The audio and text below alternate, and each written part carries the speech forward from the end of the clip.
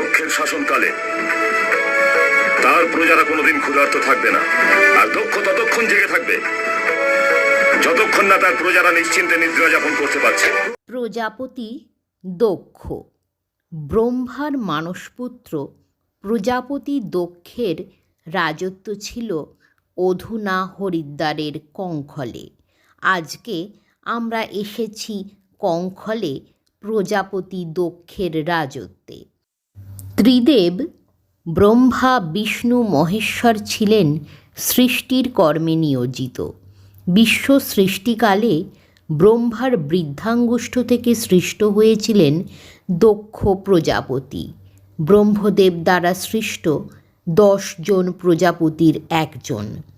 প্রজাপতি অর্থে তারা ছিলেন সৃষ্টিকর্তা, বিভিন্ন জীব সৃষ্টির দায়িত্বে ছিলেন। কঙ্খল যেন দেবঋষি দক্ষের কর্মভূমি এবং তপভূমি। দক্ষের কন্যা সন্তানদের মধ্যে অনেকেই ছিলেন চন্দ্রের স্ত্রী। তাদের মধ্যে কনিষ্ঠা কন্যা ছিলেন সতী, দক্ষের পরম আদরের কন্যা সতী, আমাদের সতী মাতা। তার জন্ম কঙ্খলে। পরবর্তীকালে দেবী সতীর পরিচয় দিতে গিয়ে শিব সতী হলো পার্বতী আর পার্বতী হলো সতী। যখন এই মহাকালের জন্ম হয়েছে তখন থেকেই সে আমার সঙ্গে ছিল আর থাকবে। পূর্বজন্মে তুমি ছিলে সতী, আর অতীত, বর্তমান, ভবিষ্যৎ তুমি। আমরা সদাশিবের মুখ থেকেই শুনে নিই সতীর পরিচয়। অদ্ভুত ছিল সতী, বিপরীত গুণের মেলবন্ধন ছিল সতী। দিন আর রাতকে মিলিয়ে দেওয়ার যোগসূত্র ছিল সতী।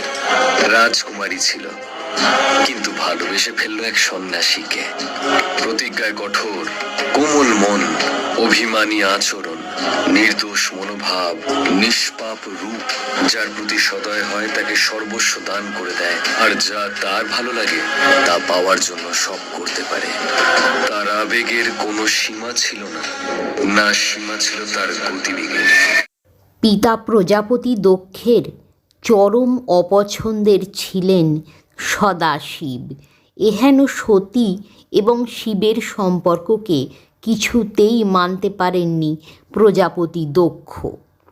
তখন থেকেই সংঘাতের শুরু। পিতার অমতে সতী বিবাহ করেন মহাদেবকে, পৃথিবীর প্রথম প্রেমজ বিবাহ।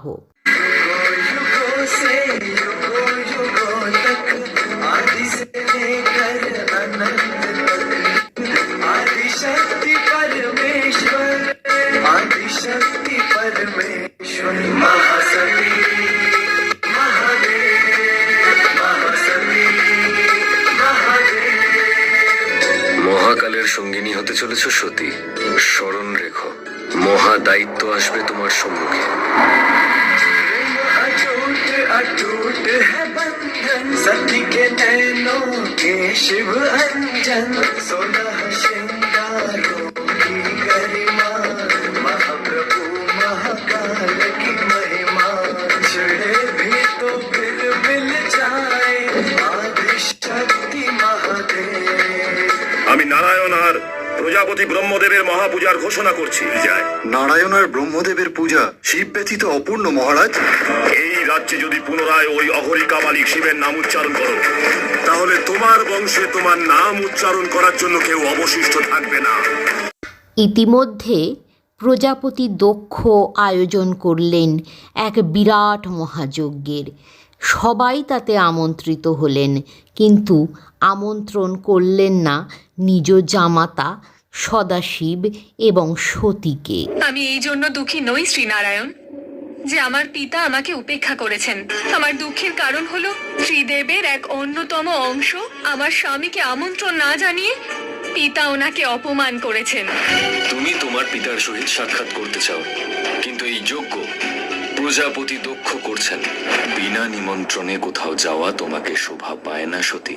ওনার তার পিতার গৃহে যাওয়ার জন্য নিমন্ত্রণের কোনো প্রয়োজন নেই।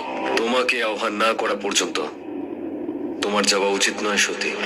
আপনি না যেতে চাইলে আমি আপনাকে বাধ্য করব না, আর আপনিও আমাকে কোনো বাধা দেবেন না। মহাদেবের বারবার বারণ করা সত্ত্বেও সতী যাওয়াই মনস্থ করলেন নিজ পিতা আয়োজিত সেই মহাযজ্ঞে। শিব যখন বারবার বারণ করছেন, সতী তখন দেখালেন তার 10 মহাবিদ্যা রূপ: কালী, তারা, পরমা সুন্দরী ষোড়শী তথা ললিতা ত্রিপুরা সুন্দরী, ভুবনেশ্বরী, ভৈরবী, ছিন্নমস্তা, ধূমাবতী, বগলামুখী, মাতঙ্গী, কমলা। এই 10 মহাবিদ্যার শক্তিতে কেঁপে উঠল কৈলাস তথা ভগবান শিব শম্ভুর অন্তর। বিনা আমন্ত্রণে সতী চললেন কঙ্খলে পিতা দক্ষরাজের মহাযজ্ঞে, শিবহীন মহাযজ্ঞে। ভগ্নহৃদয় শিব রয়ে গেলেন কৈলাসে।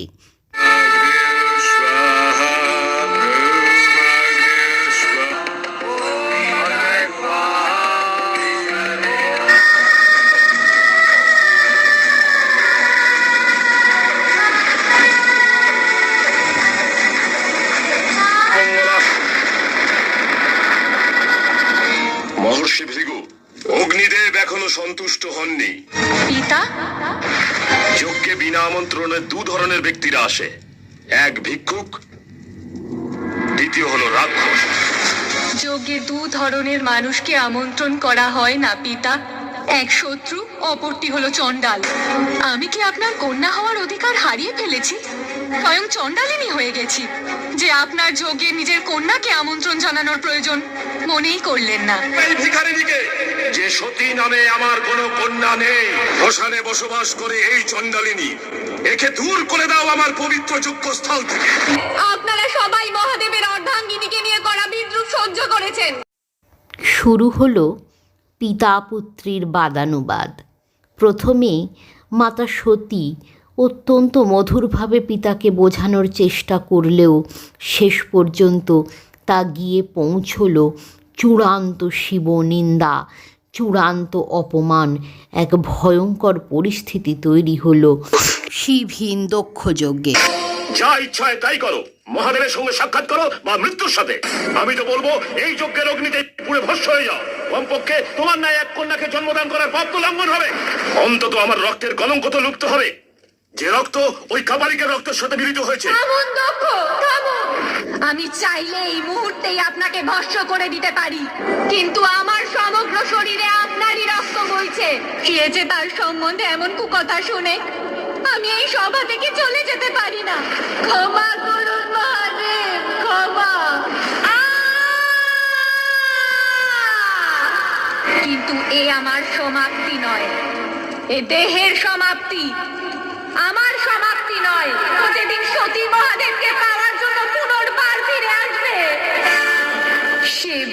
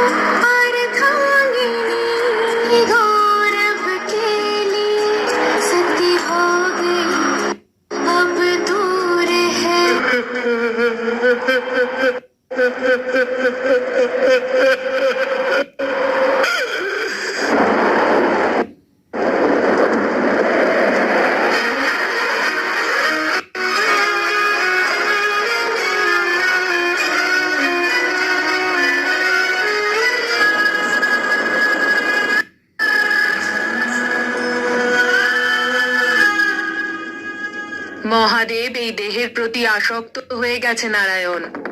এই দেহকে বিনাশ করে দিন, তাহলেই মহাদেব মুক্ত হবেন। আমি তাহলে পুনরায় জন্ম নিতে পারবো।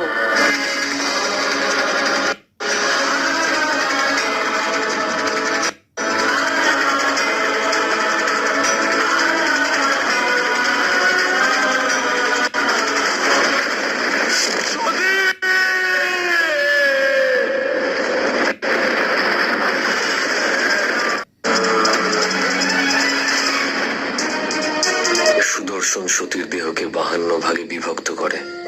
সতীর শক্তির 52টি ভাগ। প্রতি ভাগের পতনে একটা শক্তিপীঠ সৃষ্টি হয়েছে। রক্ষা 52 জন দেবী আর 52 জন ভৈরব করেন। প্রবেশ করছি কঙ্খল হরিদ্বারের দক্ষেশ্বর মহাদেব মন্দিরের মূল ফটক দিয়ে।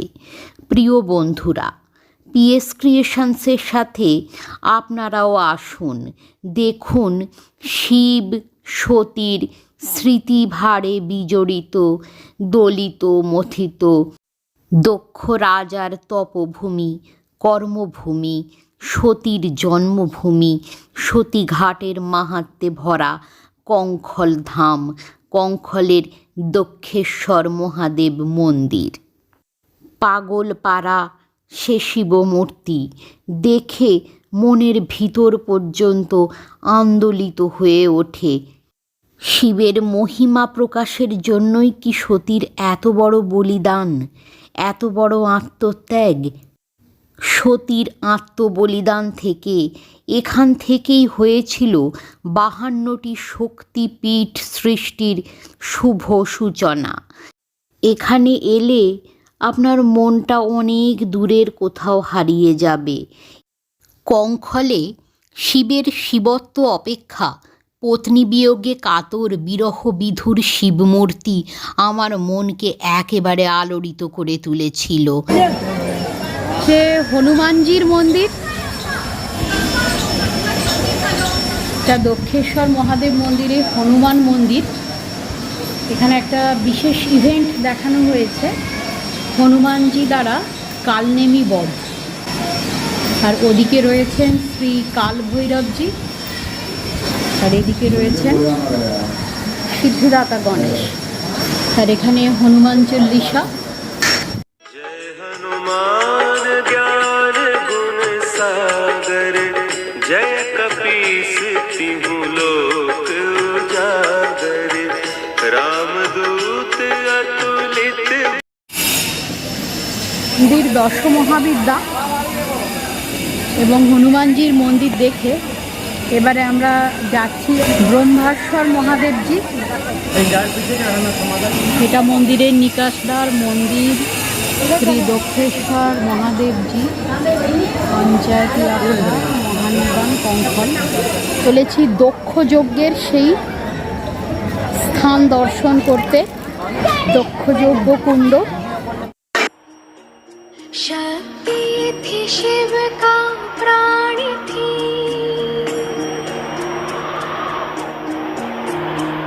मान थी सम्मान थी,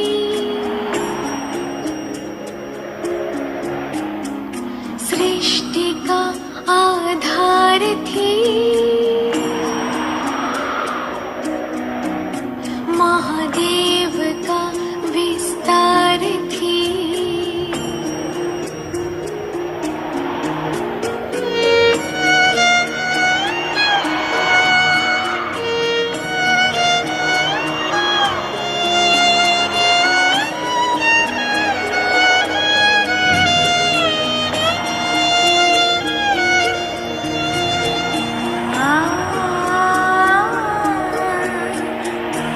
হ্যালো বন্ধুরা, আমরা এসেছি কঙ্খলের খুব সুন্দর একটা জায়গায়, সতীঘাট। সতীঘাটে এখানে শ্রী সতীমাতার পদচিহ্ন অঙ্কিত রয়েছে। এই স্থলের প্রতিটি জায়গা এত সুন্দর, এত স্মৃতি বিজড়িত, এত ভাবাবেগ সম্পন্ন, কোথায় পা রাখি, কোথায় মস্তিষ্ক ছোঁয়াই বোঝা যায় না। শিব ও সতীর মিলন এবং চূড়ান্ত বিচ্ছেদের এই জায়গা কঙ্খল। এখানে এলে মনটা অন্যরকম হয়ে যায়। ভগবান শিবশম্ভু এখানে তার সমস্ত, তিনি যে দেবতা, এগুলো সব অস্তিত্ব হারিয়ে স্ত্রী বিয়োগে, পত্নী বিয়োগে বিধুর একজন স্বামীর মতো আচরণ করেছেন। সতীর মৃতদেহ কোলে তুলে নিয়ে এখানে রীতিমতো দক্ষযজ্ঞ শুরু হয়ে গিয়েছিল। বীরভদ্র মহাশয়, আরও অনেক কিছু, আপনাদের আস্তে আস্তে সবটুকুই আমি বলবো। হ্যাঁ, এই জায়গায় এসে মনটা খুব শান্ত, খুব ধন্য হয়ে গেল। পিএস ক্রিয়েশনসের তরফ থেকে আমি শান্তা, আমার হাজব্যান্ড পিনাকি, কঙ্খলের দক্ষ মহাদেব মন্দিরের এখানে পার্শ্বে প্রবহমানা গঙ্গা সতীঘাট থেকে ওম নমঃ শিবায়, ওম জয় শিব শম্ভু। थी शिव का प्राण थी। সতীঘাট দেখা হয়ে গেছে। এবারে আমরা ফিরে যাচ্ছি। সতীর জন্মস্থান বলা হয়েছে। এত রোদ আর হাঁটতেই পাচ্ছি না। দক্ষযজ্ঞ কুণ্ড, এখানে তো ফটো তোলা বারণ ছিল, দুজনে চলেছি। ঘুরতে ঘুরতে মহাদেবের বাহনের সঙ্গে দেখা। নন্দী মহারাজ নিজেই এসে হাজির। নন্দী মহারাজ নিজেই এসে হাজির। ওরে বাবা রে, কি ভালো গো। নন্দিয়া, দাঁড়াবে ওদিকটা যাবো।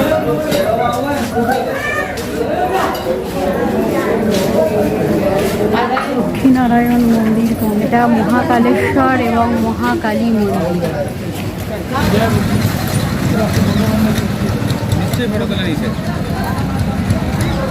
এখানে সতী মায়ের জন্মস্থান। দেখি ফটো তোলা ভেতরে অ্যালাও কিনা, যদি অ্যালাও হয়। কি শান্তির জায়গা। বাপি, তুমি যেখানেই থাকো ভালো থেকো বাপি। এইখানটাতে বাপিটা বসেছিল, এই যে এইখানে, ওই নিচটাতে। আমি মা ওখানে দাঁড়িয়েছিলাম, এই জ্ঞানে এখানে বাপিটা বসেছিল।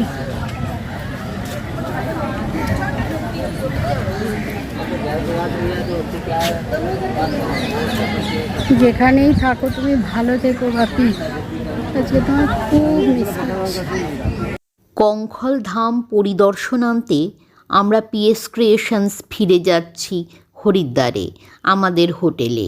যতদিন সুরধুনী গঙ্গা থাকবেন, যতদিন এ পৃথিবী থাকবে, ততদিন কঙ্খল ধাম শিব সতীর মিলন এবং বিচ্ছেদের সেই প্রেম গাথা শুনিয়ে যাবে, দলিত মথিত করবে আমাদের হৃদয়। Thanks for watching PS creations. Stay connected.